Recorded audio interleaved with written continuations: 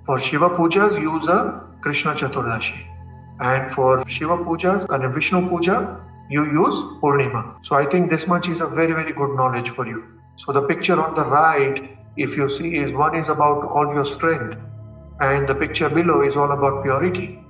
And you need both strength and purity to basically achieve something in life, or to actually achieve something without carrying too much karmas around it. Hello and namaste, and thank you so much for visiting my channel. My name is Karthik Gaur, and please do subscribe and click the bell icon to ensure that whenever we upload a webinar or a video, you are the first ones to know. Thank you so much.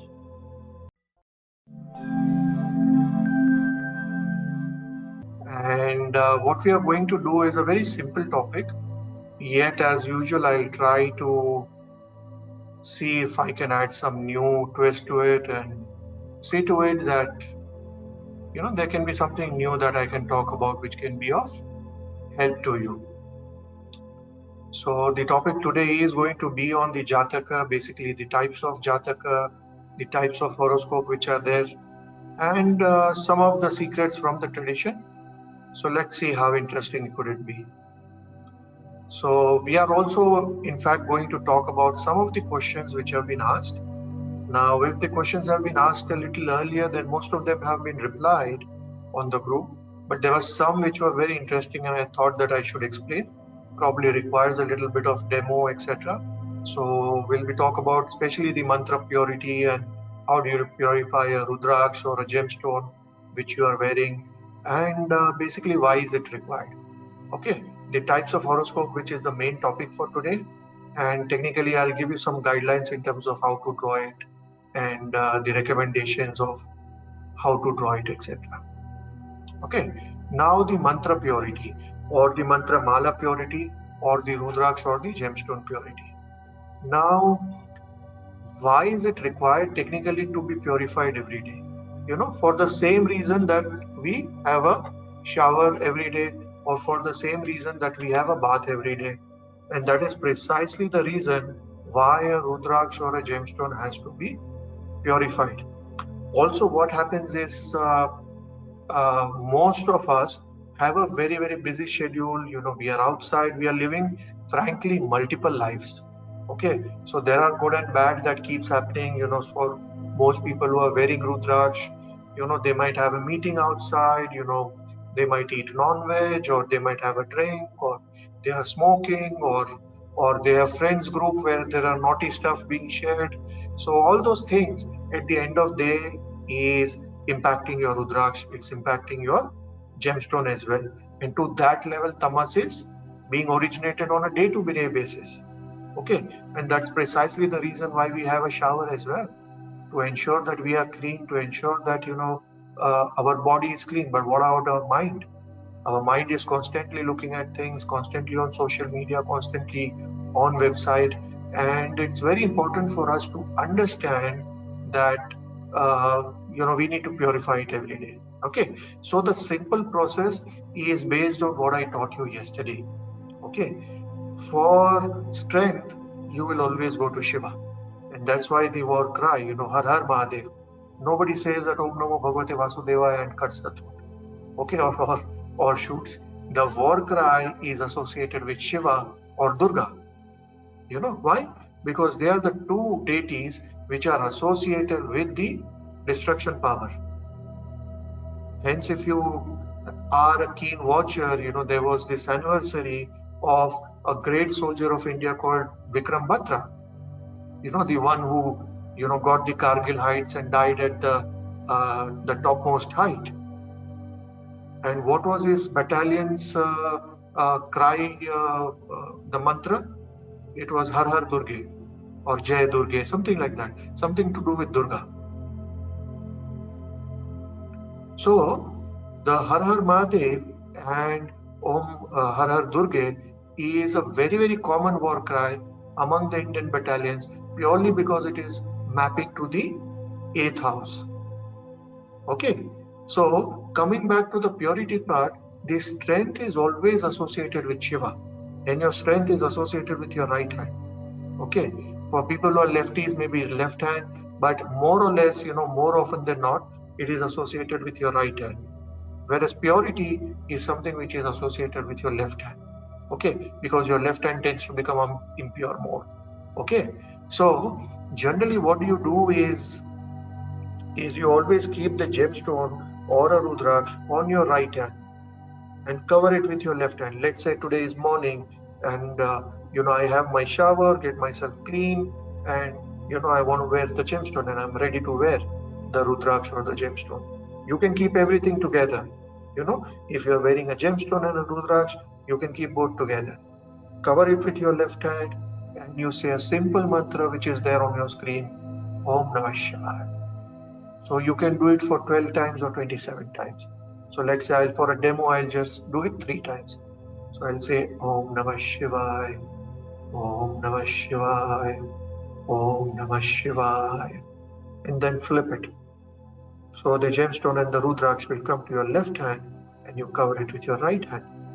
And you say the simple mantra, Om Vishnave Namah. Okay, that is the Narayan Kavach, if you remember, right?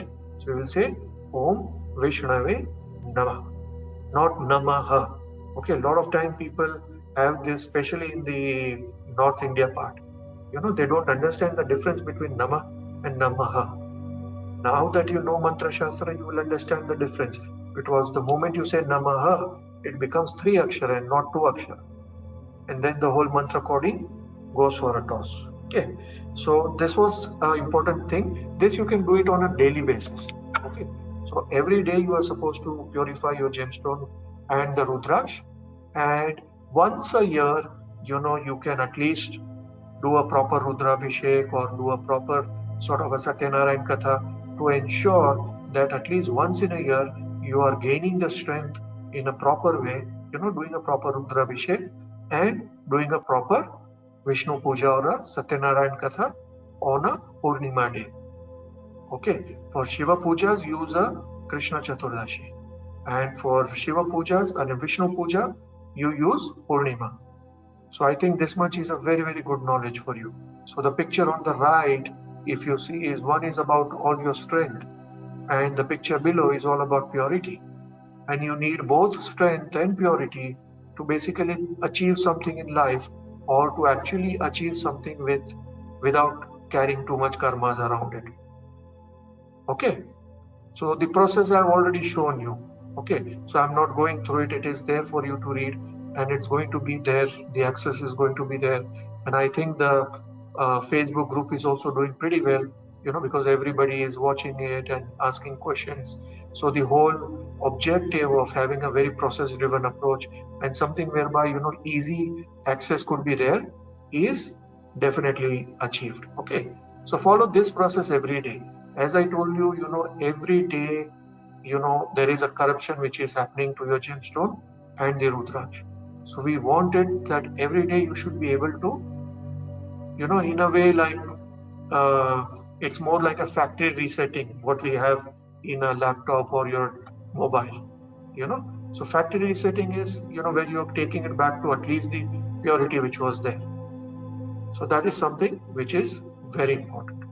Now we are going to talk about the types of horoscope, and more importantly, what do you do even before you draw a horoscope. I talked about some of the things, rituals of a Vedic astrologer yesterday.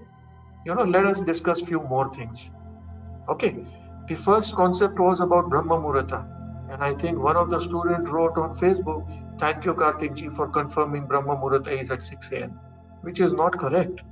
Just yesterday I told you it is 90 minutes before sunrise, and 6 a.m. I used as a benchmark for sunrise. So Brahma Muhurta has to be roughly 90 minutes before that. And here is my exact sort of an understanding that one Muhurta is technically 2 Ghadis or 48 minutes. One Ghatika is actually 24 minutes. So one Muhurta is 48 minutes. Okay, and Brahma Muhurta is the second last Muhurta. So technically 48 minutes to 96 minutes before sunrise. Okay, so roughly I said that 5 a.m. is a good time, 4:30 to 5 a.m. and we discussed about the I think the 5 a.m. club and everything yesterday. Okay, so technically 4:30 to 5 a.m. should be the maximum time beyond which a Vedic astrologer or a good astrologer shouldn't be sleeping. Okay, now one more sort of a tip I can give you is that you can start developing your relationship with your Ishtadevta. See, Ishtadevta is somebody who is always there with you, or somebody who is sort of protecting your back. And because he is behind us, we are not able to see him. And that's the reason he is behind 12. He is seen from 12th from Atmakaraka. You understand? So we'll be going into that probably later on. But currently the Ishtadevta is not a thing.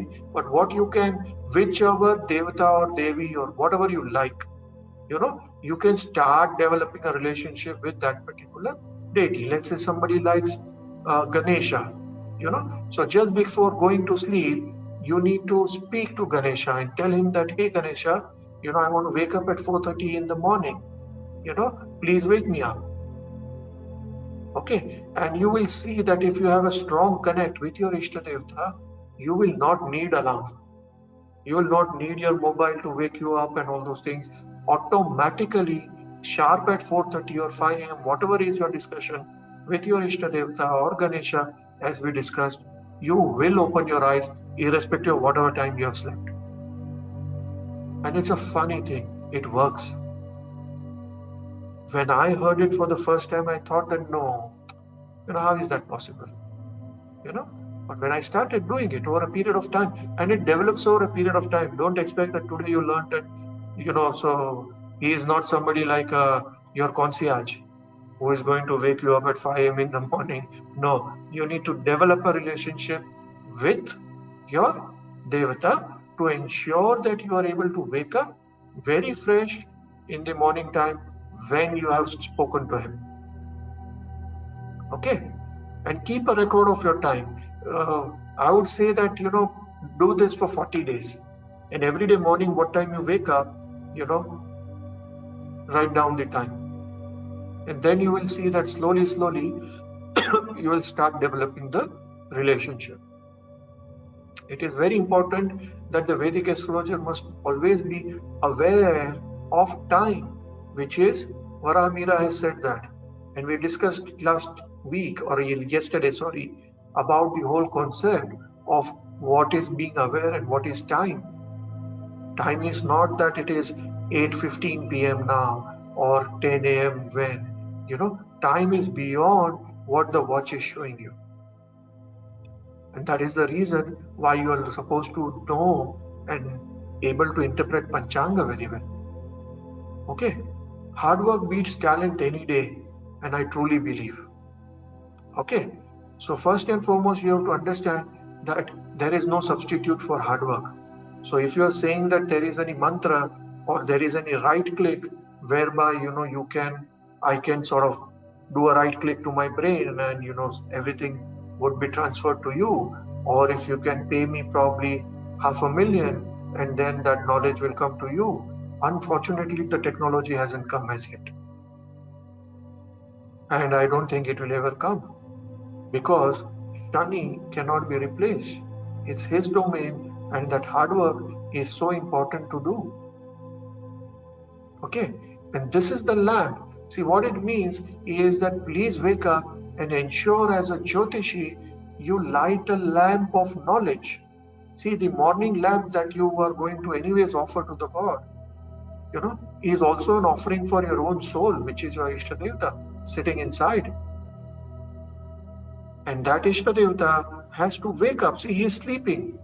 And for most of the people, he will sleep throughout the life. And even after you're dead and gone. There are very few people who can actually invoke the Ishtadevta and make it functional. So let us be one among them and ensure that our Ishtadevta is functional. Okay? Very, very important. This morning energy is most important. Lighting a lamp is the most important thing. Okay? And sometimes I would say doing a Manas Puja is something which is very, very important.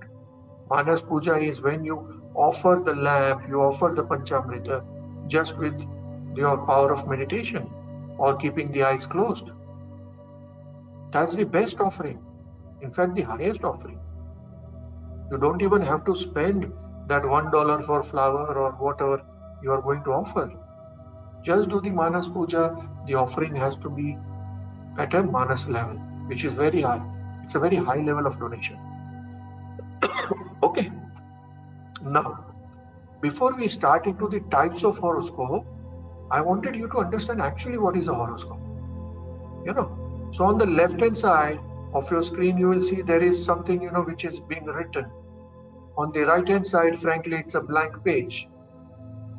Okay. So first and foremost, I wanted to tell you that you need to understand that you are the script writer of your own horoscope. I commonly joke during my consultations that, hey, we are the Salim Javed, or, they were the greatest script writers. And that we are the one who are writing the script based on which, there are certain people entering or exiting our life. So if they are good to us or if they are bad to us, they are purely good or bad based on our own karmas. So why are we trying to sort of create a confusion?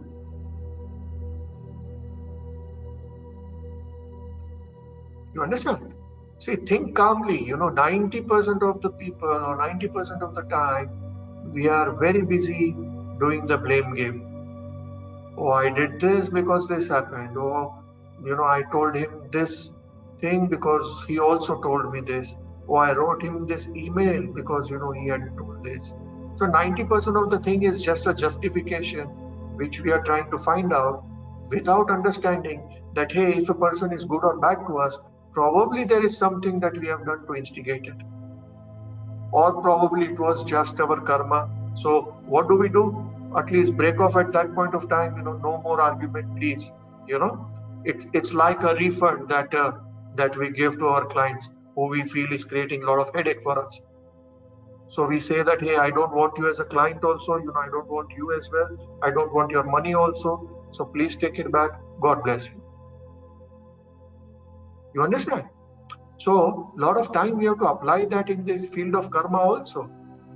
There are people who are just waiting and who have got no other business but to instigate you to create karmas. And they are nobody but the messengers of Shani and Rahu, who are just trying to create your karmas to ensure that you can't get moksha and you will be reborn. So please let us not make their plan successful and give them an opportunity to create karmas. There is a very easy way out to distance yourself and just not deal with those people. So the biggest lesson that we are taking today is that, listen, horoscope is our own making. It's our own script. We have written that script. And after we having written that script, we cannot complain that, hey, after interval, the whole story changed. I was so very happy before the interval. No, those twists and turns are purely written by you. And they are enacted by people, who are there based on that karma. And the situations are the dashas, or the twists are the dashas which come as a result of which those people are appearing in your life or going away from your life. Okay. So first and foremost, we need to be very clear that our horoscope is nothing but our karmic map. Okay.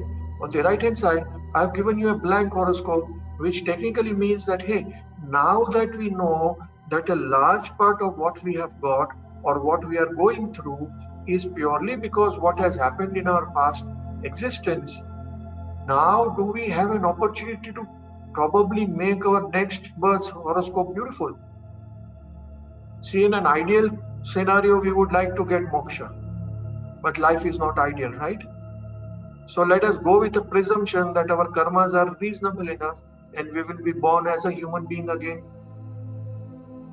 So if we are to be born as human being, and now that we know that a certain amount of karma or a certain particular activity brings in certain planet in a certain house, for example, in all the Puranas it is written that if you do a Panchakshari, which is Om Namah Shivaya, then you will have Guru in Lagna, Jupiter in Lagna. And for people who have Jupiter in Lagna in this birth, understand that you have done a lot of that mantra in your past life, as a result of which Guru is in Lagna. So now that we know that, hey, Guru in Lagna is a great blessing, because it has a direct aspect on your 5th house and 9th house, plus it is controlling your mind, being in Lagna, can I at least start doing Panchakshari to ensure that if at all I am born in the next birth, I have at least Guru in Lagna? See, it's a very, very sort of what I call it as religious match fixing, or a very, very honest match fixing. What is match fixing? When you know the result, right, of the match, or you try to manipulate a situation of life. Here you are manipulating your horoscope, but in a good way, doing some good karmas, doing some good mantras. If you are going to have a Krishna Bhakti, then you will have Moon in Lagna. So if you are doing the Krishna Puja, if you are doing the attending Jagannath Rath Yatra, you are going to do the Krishna Mantra, Krishna Puja, your whole life is about Krishna consciousness, then by default the Chandra is very happy. You understand? So don't miss this opportunity. Learn to let it go. And we all still have time. So if you are somebody, let's say that there are students who have come to me even at an age of 60. So technically, though they are older to me, they look at me as somebody as their teacher. And they feel that, hey, a lot of their life has gone away. But no, who knows how much is your longevity? So nothing is gone away till you are not able to move. Till that time, when you are able to move, is your opportunity to actually go one step closer to God. Okay, so what it means is, now we are very clear that the left hand side picture is more to say that, hey, the script is already written. However, there are areas of script which are not written. And that is the difference between karma and free will. Right? Depending on your past birth, there are certain advantages and disadvantages which come to your life. Right? Like having a good father, or your father is alive or is not alive, whether your mother is alive or not alive, you are born in a good family, you had a good sort of an education, you had a good sort of food to eat when you were young. So those are all your, frankly speaking, your luck factor, right? What have you done in the early days? Nothing at all. You are not working with Wipro or any of those top companies like Google, etc., to deserve that lifestyle. It is purely luck. So now that you know that there is a luck factor coming to you purely based on past life existence, why can't we make this life existence so beautiful, so all the good karmas will go to the next life existence? And whatever gray areas are left in our life are the karmas which are pending karmas. Some have this relationship trauma, no matter how much they try. They just can't get their soulmate. Or if they get a soulmate, they are not able to sustain it. The breakup happens, or all those mess keeps happening again and again and again, and they are fed up. There are some people who just don't get that right amount of stability in their career, in finances, in health. There are always certain quadrants of life which are left very vulnerable, so to say. So this life gives us an opportunity to actually convert those setbacks to comebacks, so to say, or change that vulnerability that we all have to an area of confidence whereby you are able to face it and ensure that based on your free will, you haven't reacted to that situation very badly. So you haven't created more karmas. Rather, you have let go of it, cleaned that karma to ensure that probably later on in your life, you are going to reap the benefits of it. Or worst case, your next life will be beautiful. Or in the best case scenario, you will get moksha because there was nothing else in your chart by which you are to be reborn. And we are going to talk about it a little more in much more deeper sense tomorrow when we understand the whole concept of karma and how it works in the horoscope, etc. Are we clear? So a lot of time people ask me that, hey, Karthik, till what level is it predestined, and then to what level is it your free will? And I always give this example, beautiful example, which Sri Ravi Shankar gave, that karma is your height and free will is your weight. So you can't change your height, but you definitely can change your weight. And then you can change your weight by free will. You still have an opportunity. If I'm a 6 feet tall, 6 feet guy, I can't chop off my legs, or if I want to become 7 feet, how do I become? After a certain age, there is nothing that you can do for height. Yes, you can wear a shoe with a heel, and they are all other cosmetic things.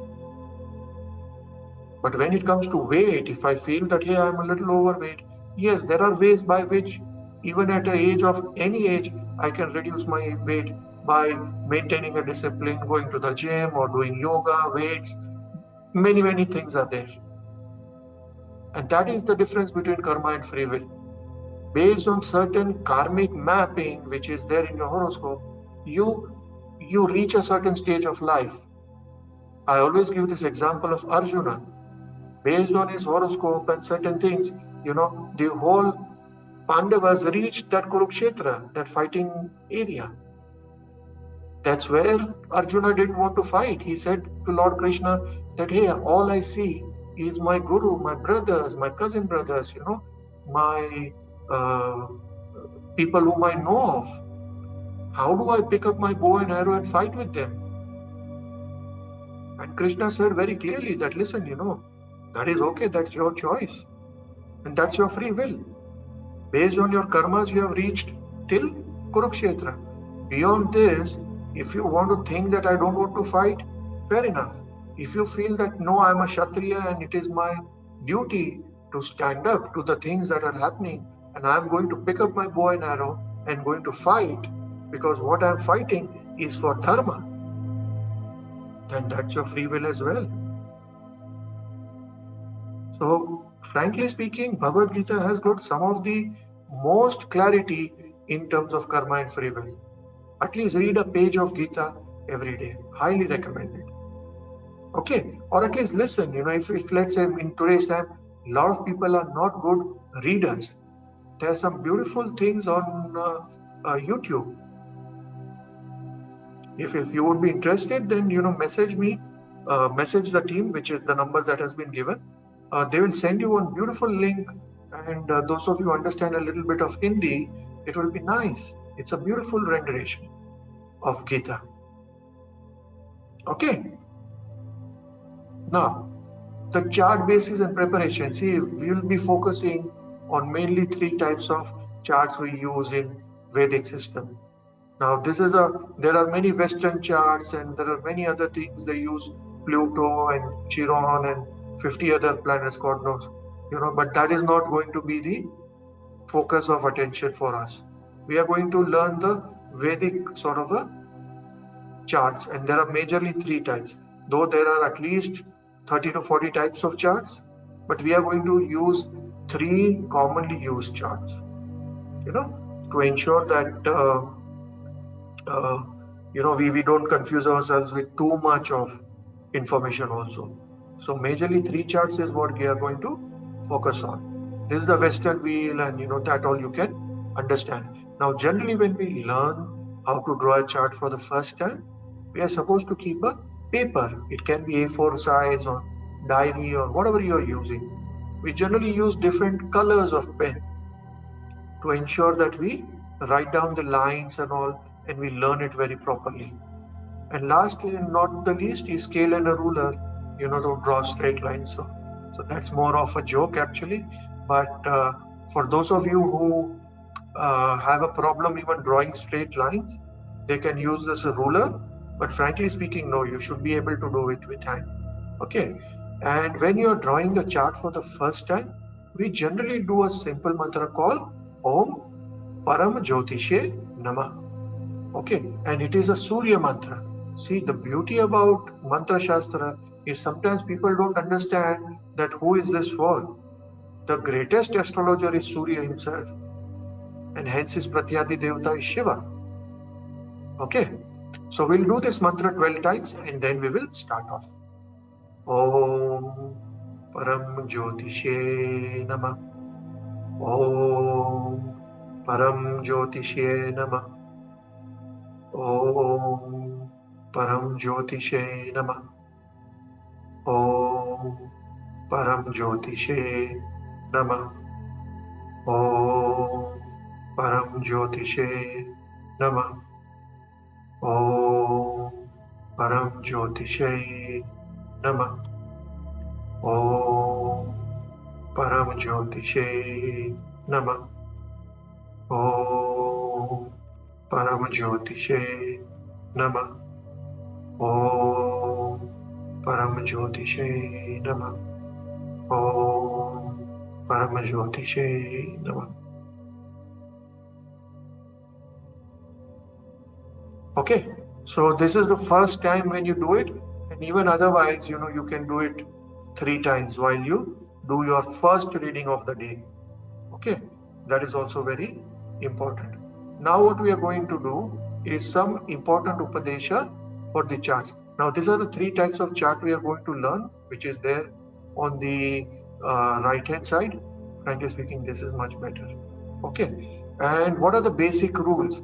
Listen, there is always, you should ideally know all the 3 types of chart, but at least master 1 type of it, and you should be comfortable with at least 2 of the 3 types.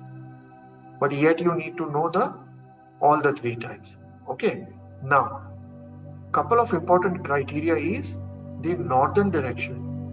N is the northern direction. In South Indian it goes the other way around. Okay, we'll discuss this part we'll discuss, don't get confused. But the basic thumb rule is the northern direction is associated with wealth and financial prosperity. Hence, draw the northern line first if you want to increase your finances. So are we clear? So let's say if I'm going to draw this East Indian chart and I'm going through some financial problems, then I will start drawing the northern line first. Okay, even in this Venus diamond chart, I'll draw the northern line first.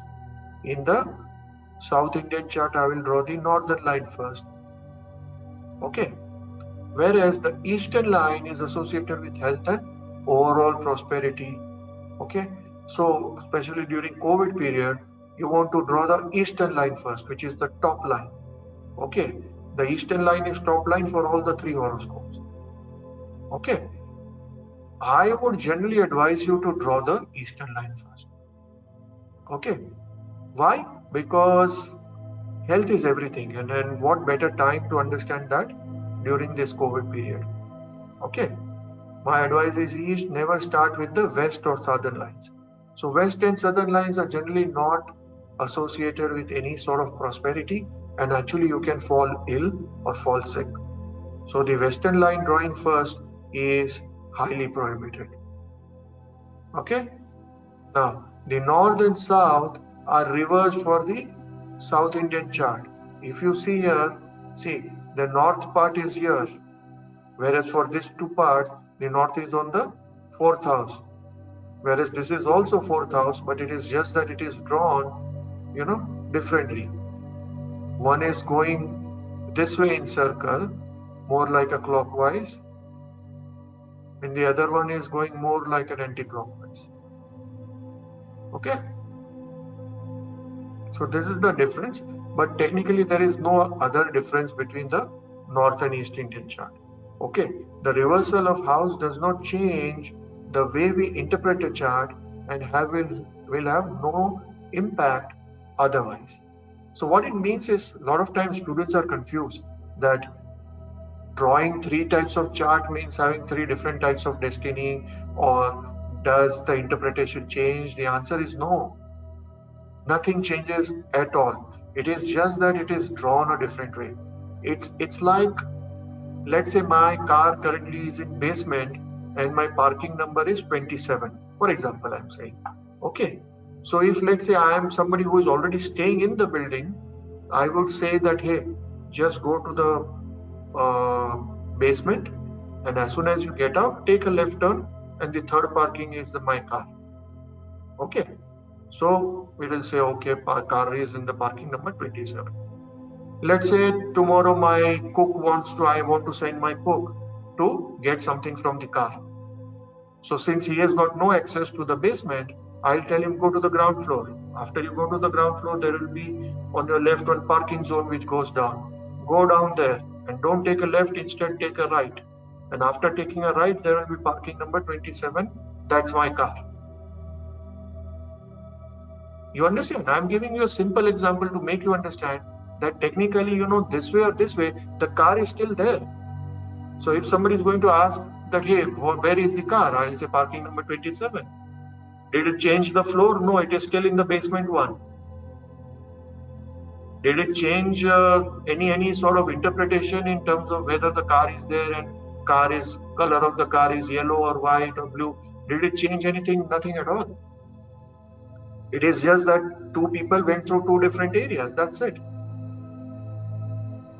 Okay, so there is absolutely no difference either of the chart you can use, and I'll be giving you more sort of clarity in the coming up slides. But what I mean to say is that nothing changes at all. But then there are certain advantages when you learn something from a certain chart. For example, Rashi Drishti, to understand the East Indian and the South Indian chart is superb. Why? Because it always starts from Aries, or rather it's always a fixed chart. There are no changes in terms of the top part of it. Whereas in the diamond chart, the Lagna is always on the top. We'll be talking about it. So that's the only prima facie difference between the three types of chart. Okay? So we'll go to the first type of chart, which is my favorite, East Indian chart. Okay, East Indian chart is generally called as Surya chart also. And here, Aries is always on the top. So, irrespective of whatever is your Lagna, etc., it will always start with Aries. And then the second house is Taurus, Gemini. So this all will never change. Everybody understands, right? A horoscope has got 12 houses. And it is going to go from Aries to Pisces. First house, this is second house. This is third house, fourth house, fifth house, sixth house, seventh house, eighth house, ninth house, 10th house, 11th house, 12th house. Okay. But depending on the Lagna, obviously it will change. For example, if somebody is, let's say, Cancer Lagna, so then, in East Indian chart, there will be a little sort of an arrow over there. And we can say that this is their Lagna, Karka Lagna. For example, Sri Ram has got Karka Lagna. So this becomes then the first house. And then the second house, third house, fourth house, fifth house, sixth house, and so on and so forth, till Gemini, which then becomes the 12th house, because the Lagna is Karka. So East Indian chart is taken from a natural perspective. East and the South Indian chart, they all are where the Lagna is not on the top. East, the Venus chart or the diamond chart is the only chart where the Lagna is always on the top. And I'll tell you the difference. Finally we'll see one chart and we will decide the different type of it. Okay. So now let us understand how to draw this chart, because though the software show most of the chart, but nonetheless, while you are making the notes, etc., you should start drawing the charts manually. It is very good because it's going to create a practice for you. Always use a red pen, because red pen is Agni. It is associated with Surya, and it is very, very good to initiate your Agni. Jyotish learning is all about gaining your Agni. The more fiery you are, the more Agni you have, the more better Jyotishi you will become. Okay. So over here we always start. So this is the first line. See, I would rather tell you to focus more on the exterior part of it. Interior, I have given you numbering as well, but frankly speaking, focus more in terms of the first line has to be in the eastern direction from left to right. See, I've given you the direction also based on the arrow. So don't draw this way, it is ulta. Always draw from left to right. And then this is the second one. the north, then the third one, and then the fourth one, which is from the top to bottom. And then the fifth line, which is the center parallel line, then the sixth line, then seventh line, eighth line, and then you have to just give the partitions. Simple. Okay. It is said to be the royal, it is said to be a Surya Chakra, or basically sun chart, purely because it is always going to have Aries at the top. And Aries is the only royal sign. Among all the 12 signs, there is only one sign which is royal, and that is Aries. Okay? Follow the ideal steps, which is 1, 2, 3, 4, and then go ahead with 5, 6, and then 7 and 8 will be top to bottom. Okay? And generally when you start, the outer, your exterior, start from the southeast first. This is called as, northeast. Northeast or southeast. See, southeast, if you are looking frankly for relationship clarity, then it is nice that, the first sort of a partition can be the Shukra area. Or generally, if you are all about learning and you want to increase your credibility, etc., then use the southeast corner, which is this, northeast rather, which is the Ishana corner of Jupiter. Okay. Now, generally, we also use where we have no boundaries also. So that is also another sort of a chart. But currently, I want you to have this one chart, so you get more clarity. Once you have more clarity, then slowly you can also open up the chart, which will be without the boundaries of Sansara. So this top boundaries then won't be there. Then you can actually start from 1, 2, 3, 4. The parallel lines, the number 5 will become the first line, which is the east. The number 6 will become the second line, and then the 2 lines, 3 and 4, and then a guy like me, who is in awe of Jupiter, will have the first line as Ishana Kona. And later on, you can have the other lines also. Okay? Okay, so now what we are going to do is we are going to look at the Jupiterian chart. Okay, now this is very famous among the south part of it, and hence it is called as the South Indian chart or the Jupiter chart. Okay, now what I mean to whenever we say Jupiterian chart or a sun chart or a Venus chart, technically you will see that depending on the planet that is very strong in your chart, automatically you will be attracted towards that particular type of horoscope. Okay, but nonetheless, as a good Jyotishi, you should be able to interpret all 3 types, but you will always have a preference. There are some who will have preference for South Indian chart, some East Indian chart, some diamond chart. So that is bound to happen. But generally, it is called as Guru Chakra, because it is a square thing, and a square is associated with Guru, Jupiter. Okay, over here, unlike the previous chart, here it's a reverse thing going on. You remember the previous chart, it was going in a Aries, Taurus, Gemini, so it was going more cyclic. Whereas if you see in this one, it is going in the opposite area. But nonetheless, it doesn't change anything else, because it is just that the south and the north completely changes. Why? Because the Cancer sign is now the 4th house, but is on the other area. So over here, we will count it as Aries, Taurus, Gemini, which is the 3rd house, 4th house, 5th house, 6th house, 7th house, 8th house, 9th house, 10th house, 11th house, and the 12th house. You understand? However, in this case also, depending on where your Lagna is, there will be sort of a mark which will be there. And I'll show you at the end of it when we look at one of the chart. Okay. Now in this chart also, we have to understand the eastern part is not changing. It's still the top one. So we'll draw from the eastern line from left to right as a first sort of a line. Now over here, the northern line north is on the right hand side and not on the left hand side. So the second line will be the north, the second line will still be the top to bottom, the south one. The third one will be the west line.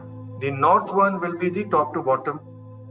I've written here N4, S2. Okay, so this is 1, 2, 3, 4, and then the fifth line will be the parallel line in the eastern direction from left to right. Then the sixth line will be this one from left to right. The seventh one will be top to bottom on the left hand side. The eighth line will be top to bottom on the right hand side. Okay, and then you can draw the blocks. Start the block with the eastern direction. So Aries and Taurus will be one block, and then you take the block between Scorpio and Libra. The rest of the things will be taken after that. Okay, now see, sometimes doing everything will be very tough. Frankly speaking, I would remember you, or I would request you to always remember to start from left to right on the eastern direction or the northern direction. If you are purely looking from a financial gain or generally to get the blessings from the northern direction, then you can use this as the first one, then the east to west as the eastern left to right as the second one. Okay, but if you take my advice, your health and overall prosperity is going to come from Surya. So always use this particular line from left to right as your first one to make a chart. Okay, now we always start from the southeast corner, which is called as the Agni direction. In this case, when you start off, it is the southeast direction, which is the left to right. The horizontal lines will always be first, followed by the vertical lines. The advantage of this chart and the East Indian chart is there is a place in the center, okay, which we call it as Bhopura. Okay, and that is very much used for the remedial purposes. See, once you go a little advanced and all, you will understand that there are a lot of remedies that you can do with the chart. Okay, for example, you can have a Ganesha sitting in the chart in the center and do certain pujas related to the chart. You can have a Shiva and you can do the puja. You can have Krishna and Radha and do the puja around it. There are many other things that can be done. Okay, so the advantage from a remedial perspective, the diamond chart, which is next after this, has a little bit of a problem because there is no place in the center, and that is why they say that either use the South Indian chart or the East Indian chart. Okay, the center is the place for Om, and this is a very common practice. It is Shiva, it is Mahadev, it is the Parmeshti Guru who has to be there in the center. So now just try this particular chart, and I don't think you need a break, but just let me know once you are done. I think you will be done in 2 minutes time. You've already done. So we are done with this particular chart. Now let us go to the third type of chart. Now this is a very common and a very famous chart as well. Why? Because most people find this very easy because the Lagna is always on the top, and I'll show it to you in one of the charts. The Lagna is always on the top. Okay, and over here it is the simpler way again. The eastern direction is always on the top, and we start from left to right on the east.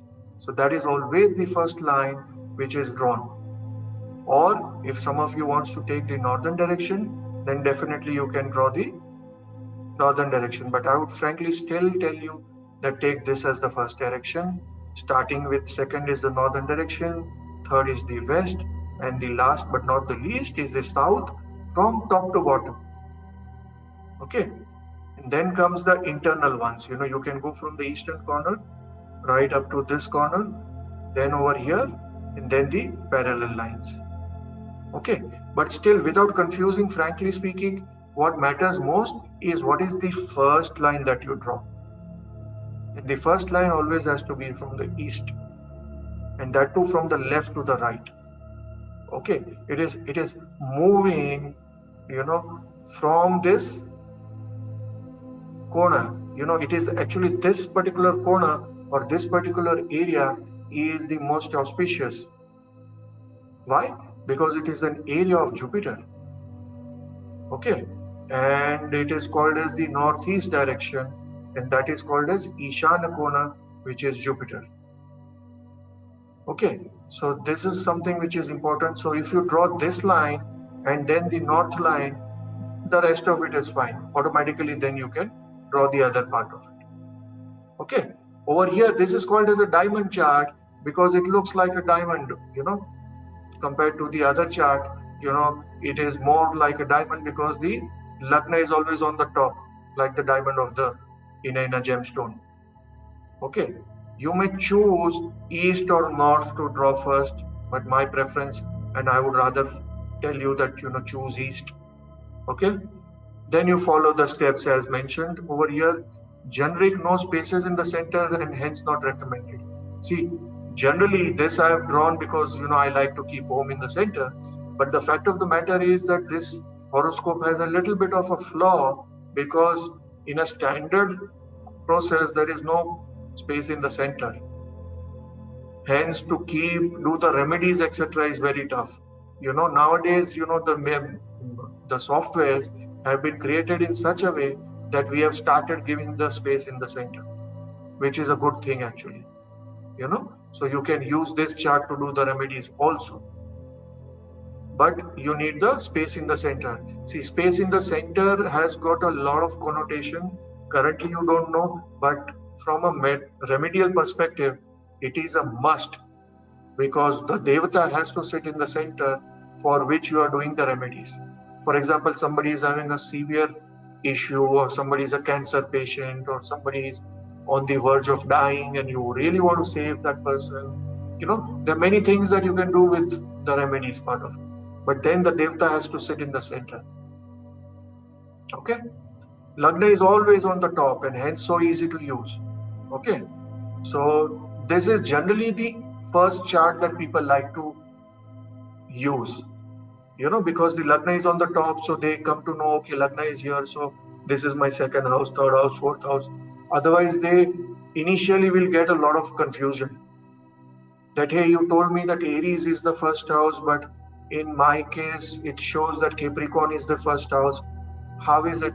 Because you're Capricorn Lagna, whatever is your Lagna becomes your first house. So with the diamond chart the problem doesn't come, because automatically, let's say if you're Capricorn Lagna, it will show the first house as Capricorn, so automatically you will come to know the second house is Aquarius, third house is Pisces. Whereas with this chart it will not show like that. It will show that the chart feature will be just the same, but let's say if you're Capricorn Lagna, it will show 2 lines over here, or it will show ASC, which is ascendant, by which you have to understand that, hey, this is my ascendant. So just a little sort of a tweaking that is required. Okay, now the important information of chart. So when you draw actually a horoscope, you have to be very, very sure that you have to get the details of the person. The name is very important. I've written here ideally, but it is very important to take the correct name of the person. And I told you yesterday that I actually sometimes, or I always use the surname to save the name.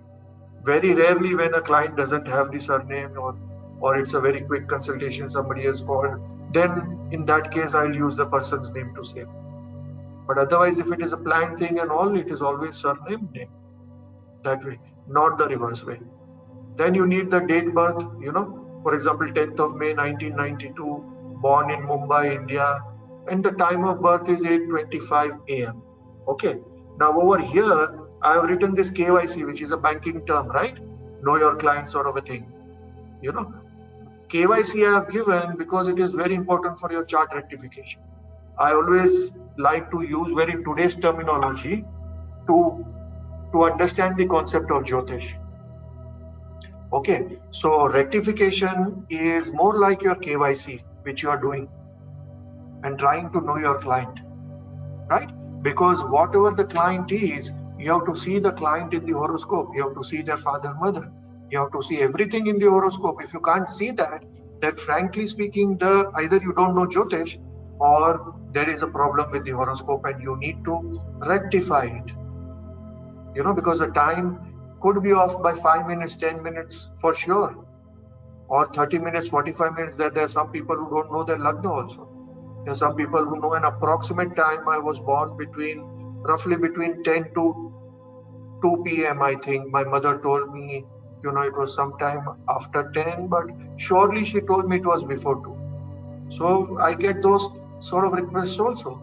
Then the process is a little tougher because you sit with them, find out how many sister brothers you have, what all you have, and finally we come to a time.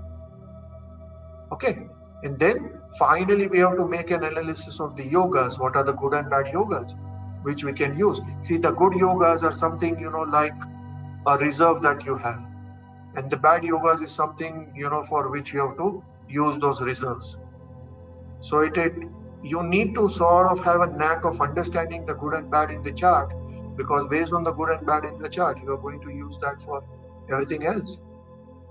Yeah, the Panchanga becomes so important because the Panchanga is the mud with which Brahma has created you. It is like those 5 fingers, the 5 elements. And if the 5 elements are strong, then you can punch above your weight. If the 5 elements are weak, then to that level your punch doesn't have any weight. You are a big person, but you are not able to punch anything. If this is strong, then you are like Vietnam, a small nation, but you can still punch an America or a China. You understand? So Panchang to that level becomes very important because that is the Muhurta with which you are born. Right? What is Muhurta? Muhurta technically means Panchanga. What else? Right? Then the dashas become very important, that hey, okay, depending on, there are a lot of good things in your chart, but the period is bad. So all the good that you have is of no use.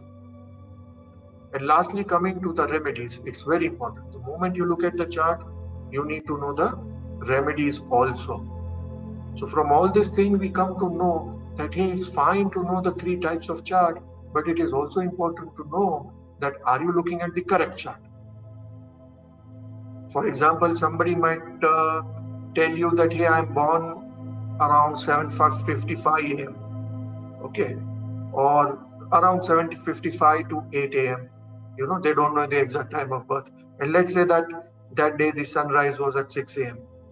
So if it is at 6 a.m. the sunrise is there, then at 6 a.m. depending on where the sun is transiting, it is going to be that Lagna. And roughly after 2 hours, the sign will change.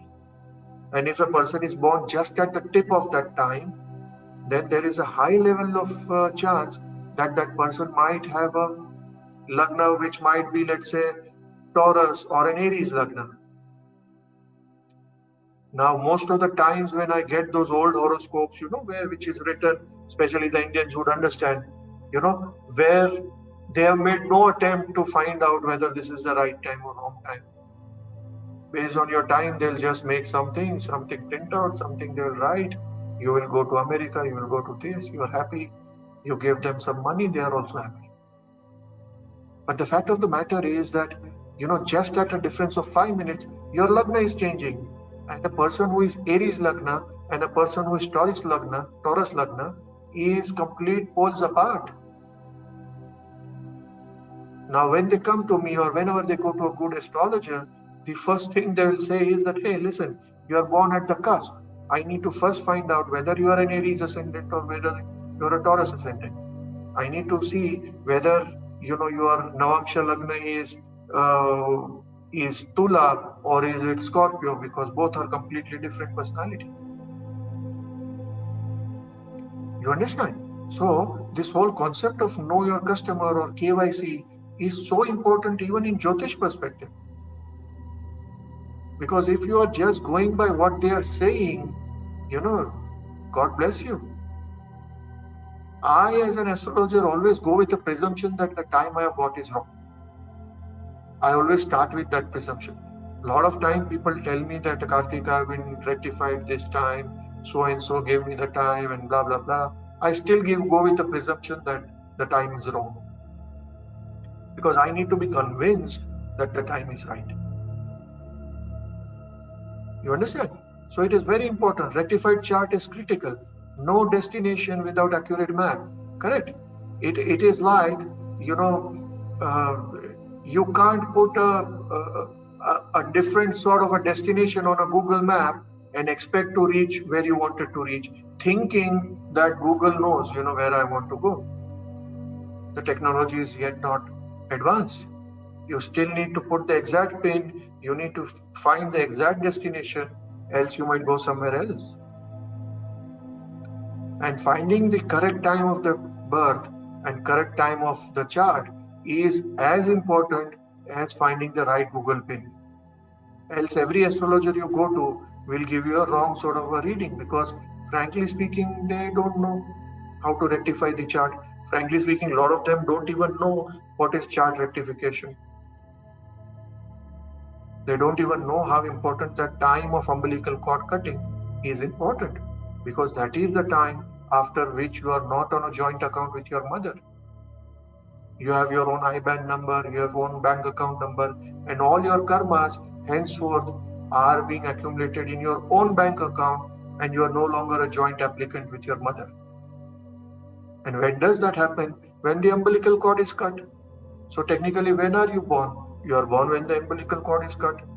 Now, are you confident that the time of birth that you have is the exact time when the umbilical cord is cut? I doubt. And that is precisely the reason the rishis have taught us about the combination, about the certain planetary system, about certain planets in certain houses, and the type of birth that they give. So then you cross-check with the client that, hey, listen, you know, did this happen in your age? Is this you? Is this your husband? Is this how it works? They say yes, yes, yes, yes, yes. Finally, you agree that, okay, this is your birth time. And then you start the reading. So again, coming back to the first slide, Rome was not built in a day, right? I know a lot of you are getting shocked by the information that, oh my goodness, I thought Jyotish was so easy, all about Saturn, Rahu and everything. No, it is scientific. It is very, very logical. Okay. So this is the horoscope of Prabhu Shri Ram.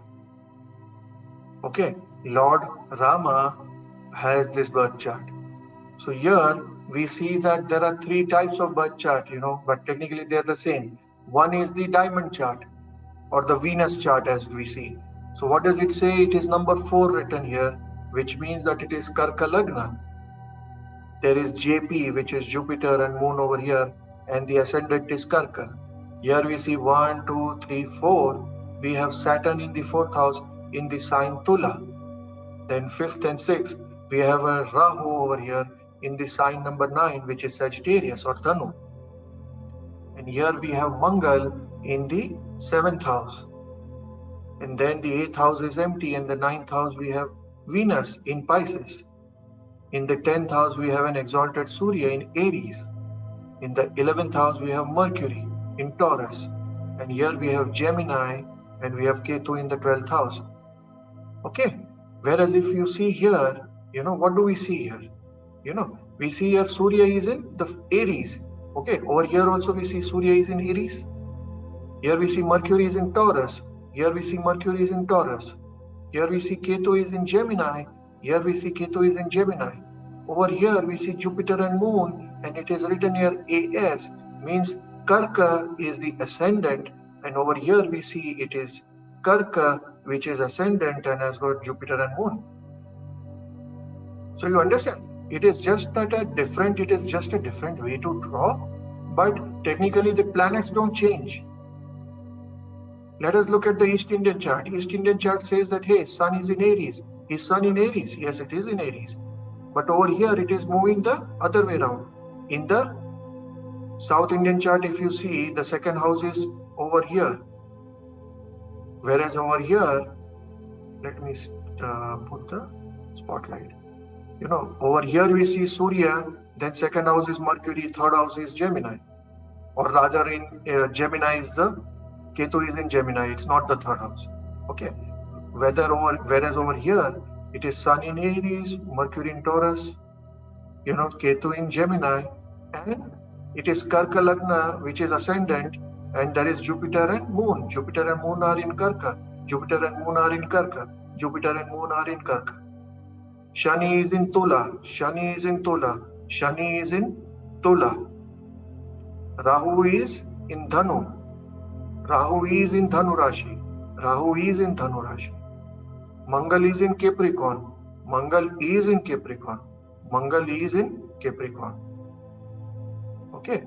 So it is the same thing is what I wanted to share with each one of you. It's nothing so called different. It is just a different way of drawing.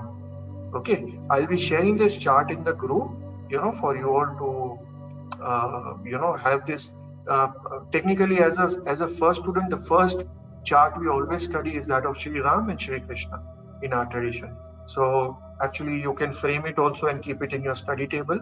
It is very, very good to keep the horoscopes of Shri Ram and Krishna is very prosperous, and you can pray, you can do pranam to them, and definitely seek for a lot of knowledge from them. Okay, so I think more or less things are clear in terms of these things. Any specific questions you have? I think we have 10-15 minutes. I can take few questions. Can you explain Lagna? I did not understand what is Lagna. Okay. Wait. What is Lagna? Lagna we are going to do in the next half. When we do the 12 houses, we are going to do about it. Currently, I was just showing you. There is a specific day when we are going to do the 12 houses, and I'm going to talk about each one of those things. So at that point, I'll be able to tell you about Lagna. Any other question? Namaste, Guruji, pranam. Yes, please let the ladies go first. Sure. A question tha ki, sorry, I have a question. As you said that the North Indian charts are more people use a lot. So even though, as you said, that it does not have a space in the center to put the Devta. Yeah. But what kind of remedies when we're talking, I'm not like really what kind of, but where we actually need the horoscope in front and having the Devta there. You know what I'm trying to ask? I actually talked about it where I was talking about, let's say you want to do some mantras for somebody's longevity, then you can have the Devtas. Let's say you want to do some Badaka remedies, then you can have Ganesh on the center, So there are a lot of other things. If you want to do somebody's remedy for marriage, then technically you can have Krishna and Radha in the center. Okay, so that means their horoscope has to be in front of you. You keep the Devta on the horoscope and do it. Okay, got it. Thank you. Okay, thank you. Guruji, pranam. I have a doubt, not a doubt, a question actually. If I see Sri Ramchandra's horoscope, there is a Ucha Jupiter, Ucha Shani, Ucha Mangal, Ucha Surya, Ucha Shukra, and Swagrahi Chandra. Yet his life had so much of upheavals. So I'm just trying to understand. We have yet not reached there. No, the thing is that we are just currently, we haven't even understood the planets. Till the time you don't understand planets, see what does an Ucha planet give? Frankly speaking, a lot of people feel that, hey, Ucha planet, why would Ucha planet? Ucha planet is going to give you high ideals. So is high ideals guaranteed for a good life? Not necessarily. Correct. So currently, Maharishi Jaimini is very clear that, whenever debilitated planets are there, it is superb. Person will be happy and will make a lot of money. Why? Because they are not thinking. It's a common difference. For Indians, we can think it's a difference between TCS and Reliance. TCS is like an exalted planet. They will have their value system. Nay, I can't bribe it. I won't give it. Reliance says that just get it done. How much they want? 20 million? Give them 30 million. Tell them I need it tomorrow. So that is debilitated planets in Mukesh Bhai's chart. Get it done. You see the amount of money they make. So Ucha planet doesn't give you good life. So that is that is the Jyotish that you have been learning, and that is the paradigm shift that you are going to have in this course. And sometimes you will be broken because you thought that with all these planets, why is luck not coming to me? It is not coming because they are Ucha. Correct. Thank you, Guruji. Good analogy. Thank you. So, Hello. Deepthi, your name is displaying. There is only one person whose name was not displaying, is some 2027. I think it could be Geeta, because she was struggling to get in. I think otherwise everybody else is able to get. What else? Yeah, tell me. Who's that? Please ask your question. That's me. I was wondering what software would you recommend us? I don't know. Venu. Venu. Yes, Venu. So, what software do you recommend us using? What software? Where did I say anything about the software? If you see the first thing, generally you can use JHora if you want, which is free of cost, free to download. But the best one is Shri Jyotistar. So Shri Jyotistar is a good software. So, but still, currently it might be a little too costly for you all to invest into that. But you can get JHora, which is a free download. And there are many other softwares which are also there. That would be okay. But currently, even if you don't download a software, frankly speaking, I want you to concentrate, because I have not yet gone into the horoscopes at all. Okay. And thank you. Yeah. One last question. Karthik sir, I am. Yeah, Lippy, one. Somebody's having a very bad mic. Yes. Yeah, Lippy, tell me. Yeah. So, out of these 3 charts which you showed, are any of these, like I have heard Krishnamurti Paddhati, are any of these charts of that?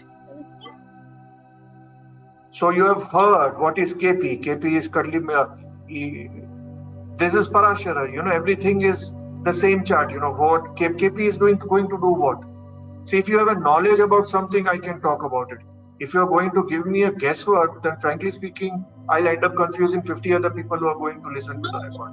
No, sir, no guesswork. I'm asking, are any of these 3 KP is a system. KP is a system. Okay. So a systems approach, or what KP does, it's not a relevant question at this point of time. This is a normal horoscope which even KP will make. The divisional charts and others might change, depending on what they want to use. But this is the pure Parashari system. We are going to follow something called as the blessings of Maharishi Parashara. He is the one who is the son of Vedavyasa. He is the one who has given us the highest scriptures. We are going to follow the way the Parashara has taught us.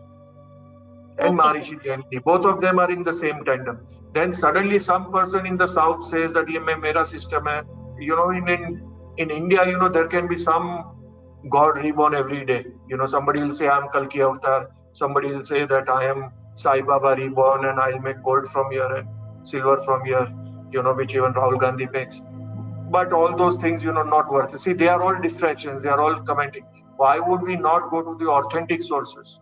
Kal ko aap bologe, oh, is the Maharishi Parashari difference to the Lal Kitab which I get in Delhi? Now, I don't even want to discuss those things, because they are at a very, very, not even at a Jyotish level, frankly. And what you are learning is a completely different level of Jyotish. Okay? Okay, sir. Thank you. Thank you, Lippy. Last question from Nirav. Yeah, hi Guruji, this is Nirav. Guruji, if we practice analyzing the horoscopes through the Guru Chakra and the Surya Chakra, will that be a good remedy for us also, for our own Jupiter and Sun in our horoscopes? Yeah, absolutely. And see, technically it's the reverse thing. देखो नीरव, क्या होता है कि depending on the planets that you have in strength, you will automatically be comfortable or liking a particular type of chart. Okay. But Guruji, I want to say that I actually took to the diamond chart very well in the beginning, but because as you taught these charts, I took to them also very nicely. I could adapt, but Rashi Drishti was a big problem for me to decipher, So I just asked. Yeah. See, Rashi Drishti advantage is always from these two charts. Why? Because see, it is very easy. You know okay, these are all movable signs. So Surya has an aspect, because it is in a movable sign, it is having aspect on Leo, it is having an aspect on Scorpio, it is having an aspect on Aquarius. So right away. Oh. Okay. You know? And one last question. Okay. Hello? Yeah. What were you asking? Now, one last question, Guruji. You mentioned Ved Vyasa. So, can we also do a Ved Vyasa mantra to kind of just invoke his energies and so that he can bless us with good interpretation? So, what is Om Gurave Namah? Oh, it is for whom? Okay. But there was another Ved Vyasa mantra. Oh, you can do Ved Vyasa Namah also. That's it. There are millions and millions of mantras. Kitne karoge aap? When you say Om Gurave Namah, means you are going to all the gurus, including Shiva himself. So अगर आप ओम नमः शिवाय बोल रहे हो तो यार शिव जी के ऊपर कौन से गुरु है? He is the Parmeshti Guru. So बस. Yes. Perfect. Thank you. Thank you so much. Thank you so much. Thank you. Guruji, one final question and a very basic question. Can I? Aparna. Yeah. When we were talking about the Manasa Puja and Brahma Muhurta and mantra chanting, so is it mandatory that you need to take a shower and do the mantras, or you can, after waking up, you can just the basic? No, after waking up, you can do immediately. I in fact told you to do the Hare Ramakrishna mantra before. Yeah. No, I mean to ask. Yeah, the Guru mantra, what you have told, and the Bhagavate Balabhadraya, all these mantras, or is it mandatory to take a shower, or between in the morning time it's fine that you can do this chanting? If you wake up, let's say at 4:30, you will wake up suddenly from your bed and start looking at charts. For that, you have to see Om Namo Bhagavate Balabhadraya. So certain mantras, which are to wake up, and certain mantras to keep up, it is nice. But after that, beyond that, when you get into your puja mode, then at least you want to have a shower and you want to go clean, right? Why do you want to do everything in the bed itself? It is important. It is important to have shower. In one word, it is important. It's important, yeah. At least for the mala mantras and all. See, mala mantras, and if you are going to do any mantra with the mala, then it is very, very imperative and compulsory to have a shower. In olden days, there were very, very strict rules, but at least have a shower at least twice a day, one in the morning, one in the evening, both the times when you are going to do your diya or whatever your meditation practice, etc. Okay, we'll call off for today, and tomorrow is a very, very tough topic, so to say, a little bit emotional topic. So don't miss tomorrow, and I'll see you all tomorrow. And those of you who are a little challenged technically, please log in a little early. Don't log in just 2 minutes before 8, and then you'll confuse yourself, plus you'll disturb a lot of other people, and you are taking that karma of disturbing your people around. So while the session is on, and if people are feeling distracted by you, then to that level there is a certain level of karma you are also taking. You don't want to do that, right? So no point, just come 5-10 minutes early. Ek baar check kar lo mic ka. I always give you an option. I always check the mic testing 10-15 minutes before. You also check, come, do all those things. And you can just log in a little early and then go for a walk, do your duties and whatever it is. But at least you are logged in. So you have checked that everything is working, your internet is working, everything is fine. And you are not going to disturb the class later on. Okay, thank you so much. Namah Shivaya. I'll send the recordings. Thank you so much. Thanks for your time. Thank you, Guruji. Namaste Jyotisha lovers. Thank you so much for viewing the video. Please do share so more and more thirsty souls can benefit from this free knowledge which is being shared. Also do subscribe, click the bell icon, and all the questions that you have, please mention in the comment section below. Thank you so much, and please keep supporting us.